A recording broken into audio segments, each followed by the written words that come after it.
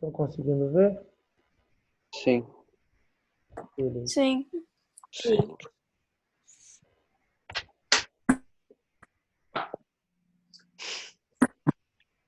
Sim.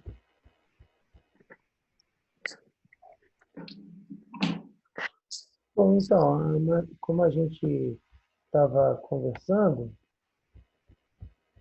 a gente vai ter esses encontros, né, semanalmente aqui por videoconferência, mas não vão ser encontros muito duradouros não, pois a matéria também não é tão grande, né? Quando você faz todo dia uma videoconferência. Então, nessa primeira parte aí da aula, a gente tem a, como as ondas eletromagnéticas se modificam, e aí a gente começa a trabalhar com a radiografia, certo?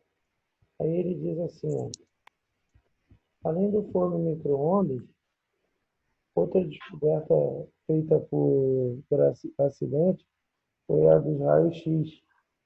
Raio-x é muito utilizado quando você fratura alguma parte do seu corpo, né? Um osso, por exemplo, você cai, se machuca. Geralmente eles pedem para você tirar um raio-x, que é o quê? São raios que eles ultrapassam facilmente ali a camada da pele e dos músculos, só que são absorvidos pelos ossos. Então, o que acontece? Esse raio-x, ele mostra legal assim, né? Mostra bem os ossos do ser humano. Aí ele bota aí, ó, em 1895, o físico alemão, né, Röntgen, trabalhava com tubos de raios catódicos, quando notou que os raios faziam brilhar uma tela fluorescente distante. Como os tubos eram revestidos por cartolina, não era esperado que a tela brilhasse. Ele supôs que o brilho ocorria por conta da emissão de algum tipo de raio invisível. Aí ele botou assim, desconhecido até então o que deveria estar atravessando a cartolina, por isso chamou-se de raio-x. O que acontece com o raio-x? Se você reparar, o raio-x, né, se a gente voltar lá na parte de frequência de luz, comprimento de onda, que a gente estudou no trimestre passado, o raio-x são ondas eletromagnéticas com comprimento de onda muito pequeno, certo? Ou seja, elas são bem pequenininhas, os comprimentos de onda do raio-x. Isso fez com que ela conseguisse passar, né, pela cartolina. Então, ela consegue atravessar facilmente alguns tipos de material.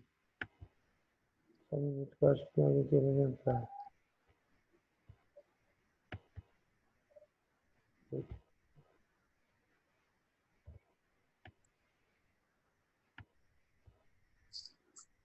Bom, parece que não tem. Bom, então aí você tem um comprimento de onda bem pequeno. E esse comprimento de onda sendo pequeno, ele atravessa com facilidade algumas superfícies.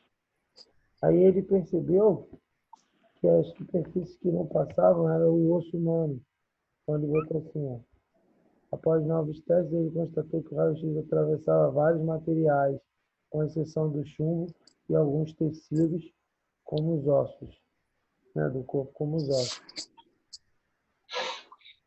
Então, assim, isso explica um pouco porque quando alguém já tirou raio-x, Já. Eu já. você reparou que a pessoa quando vai tirar raio-x de vocês, ele vai para trás de uma sala. Sim. Então, Sim. essa sala ela é revestida por chumbo para não deixar esse raio-x atravessar, né? Então, essa sala, esse tipo de sala assim, de raio-x, ela é muito cara porque as paredes têm que ser revestidas de chumbo. Porque senão Nossa. porque senão contamina as pessoas, né, do lado de fora ou de dentro também. Por isso que, assim, geralmente, quando você vai tirar raio-x, é importante, claro, se você for menor de idade, você vai ser responsável. Mas se não for, geralmente vai só a pessoa que tem que tirar raio-x mesmo. Tem casos, por exemplo, de pessoas que estão grávidas, né? No caso, e se tirar o raio-x, eles colocam até um colete, né, de chumbo na pessoa, tipo um colete revestido de chumbo, para não contaminar a criança que está dentro do corpo, né, da barriga da mãe. Então, assim, é um raio bem intenso, bem forte, e eles perceberam isso, que ele não atravessa o chumbo nem os ossos. Então, como ele não atravessa o osso, ele para no osso, né? Então, quando você tem a radiografia e o raio-x, você consegue perceber se o osso está fissurado, se não está, através dessa tecnologia. Bom, aí a gente tem a parte da tomografia. Aí ele fala aqui sobre a tomografia, ele fala que com raio-x é possível também compor imagens. Aí ele vai falar quando você entra numa máquina, né, de tomografia, que é aquela que faz um 360 em você. Ela vai ler todo em 3D, né, seu corpo. Aí ele diz aqui, ó, com raio-x é possível também compor imagens tridimensionais detalhadas no interior do corpo ou de outros objetos de estudo. O tomógrafo é um aparelho que emite e detecta raio-x, né? Nesse aparelho, o paciente é exposto aos raios-x que são repetidos ou absorvidos por diferentes partes do corpo, enquanto o raio-x normal só colhe informações de um único ponto de vista, a tomografia colhe de vários, né? Então, assim, é um exame mais completo.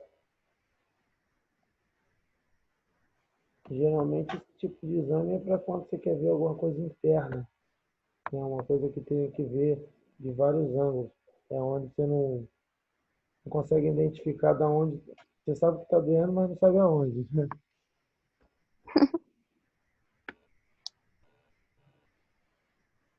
Aí a gente agora tem a parte da ressonância.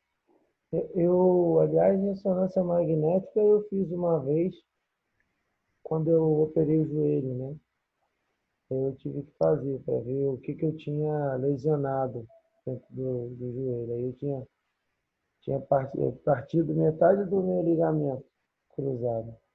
Aí Caraca, essa ressonância magnética, alguém já fez? não.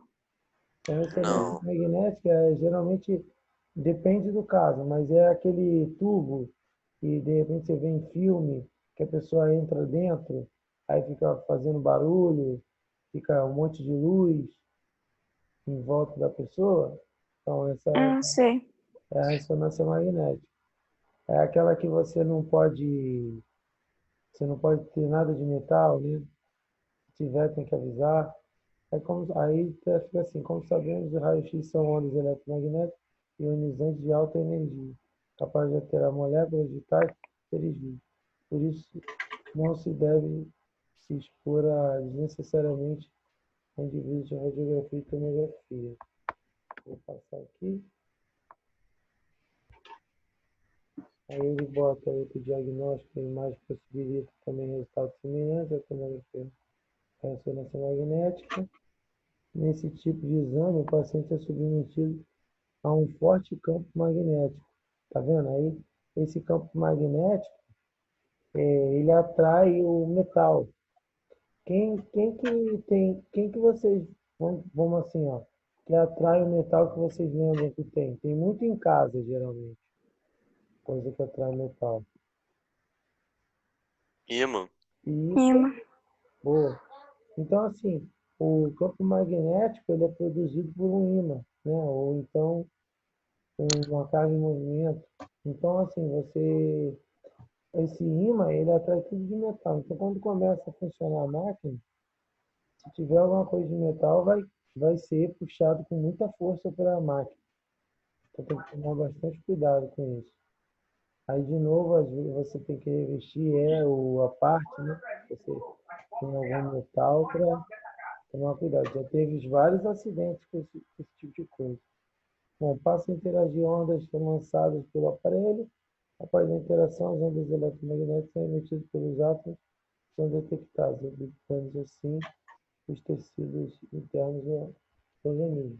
Então, a diferença da ressonância magnética é o quê? Ela é ondas magnéticas e, e ela consegue ver os órgãos na ultrassonografia, né, no raio-x, já não é tão fácil assim, porque o raio-x atravessa, só vai parar no osso. Bom, aí para finalizar, a gente tem o ultrassom. Para finalizar a aula, a gente tem o ultrassom aí, que é muito utilizado para ver criança, né, quando na barriga da mãe. Um tipo de onda que ele não danifica os tecidos, né? Não é uma coisa muito agressiva, então é algo relativamente tranquilo. Ela não, aí é importante assim, ela não é uma onda eletromagnética, o ultrassom, ela é uma onda mecânica, então ela precisa de um meio, né, para se movimentar. Ele diz, assim como as ondas eletromagnéticas, ondas mecânicas também podem ser utilizadas para observar o interior de objetos. Um meio seguro e pouco invasivo de verificar o desenvolvimento do bebê dentro do tamanho é por meio de aparelhos de ultrassom. As ondas provocam uma vibração no interior do corpo da mãe, modifica-se adaptando novamente, possibilitando a geração da imagem. Então, o que acontece? A pessoa bota lá o ultrassom, emitindo ondas, né? Nessa faixa aí de comprimento de onda, e ela, quando bate no que se quer, por exemplo, que é a criança, volta, né? Retorna a radiação e a onda, e você consegue observar um desenho. Claro que não é um desenho tão nítido, né? Porque são ondas, mas você consegue observar de uma maneira assim, é bem nítida o que está acontecendo. Então, aí você tem um exemplo. Aí ele fala um pouco aí sobre o, um exame conhecido como ecocardiograma, aí já é do coração, né? Que analisa o coração por meio de ondas sonoras. Então, assim, ele vai falando, esse módulo, esse tema 1, ele fala sobre a utilização de radiações, né? Na parte tecnológica. Deixa eu perguntar uma coisa para vocês. Vocês estão conseguindo entender como é que a gente fez agora? A gente colocou no, desculpa, no planejamento de vocês, lá escrito segundo bimestre, né? A gente teve a opção de adicionar subpastas. Então, toda a pasta lá de vocês tem uma subpasta com o dia e as aulas. Ok. As aulas também de videoconferência, mas tem sido gravada, né? Quando não dá um erro aí no Zoom, elas são gravadas e a gente envia para a escola retorna para a gente, aí a gente coloca no dia da aula. Então, assim, se vocês quiserem, para a prova ou para alguma coisa, quando for estudar, vocês podem tanto ver a videoaula, quanto ver a videoaula pela conferência, videoconferência, tá bom? Ah, não sabia disso. Não sabia que estava colocando. Se eu não me engano, se você colocar na semana passada, que eu dei aula, já tem lá, tá bom? E os professores estão começando a fazer isso também. Entendi. Então, Ok. toda vez que você se tiver uma aula no Zoom, você vai no dia da sua aula, que você vai ver lá, que provavelmente vai estar lá o vídeo. Tá bom? Tá bom. Bom, eu Ok. postei também o bloco. Vocês sabem até que dia que vocês têm para resolver o bloco? Creio que até semana que vem, né? Sim. Então, o bloco eu postei aí, como o bloco está na pasta do segundo bimestre. Se vocês tiverem dúvida, semana que vem a gente sana essas dúvidas aí do bloco, tá bom? Tá bom. Tá. Beleza, então, pessoal, é isso. Até a aula que vem. Até.